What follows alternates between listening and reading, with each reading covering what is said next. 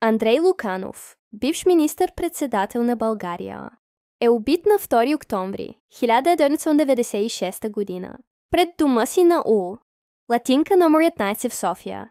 Убийството е извършено около 9:20 сутринта, когато Луканов е застрелян с 4 куршума от близко разстояние.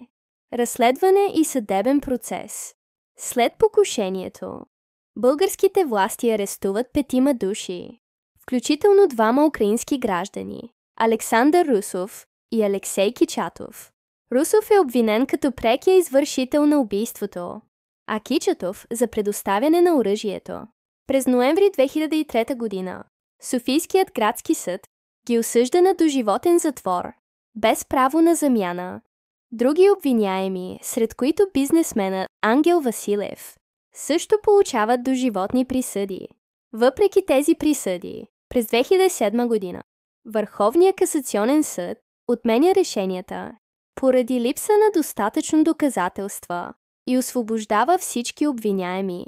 Така, въпреки първоначалните присъди, убийството на Луканов остава неразкрито.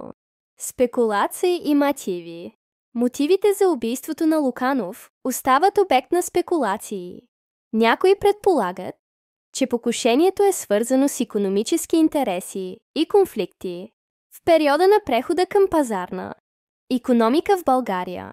Други теории сочат към политически мотиви, свързани с ролята на Луканов в отстраняването на Тодор Живков и последвалите промени в страната. Въпреки усилията на разследващите органи и съдебната система, убийството на Андрей Луканов остава едно от най-загадъчните и неразкрити престъпления в съвременната българска история.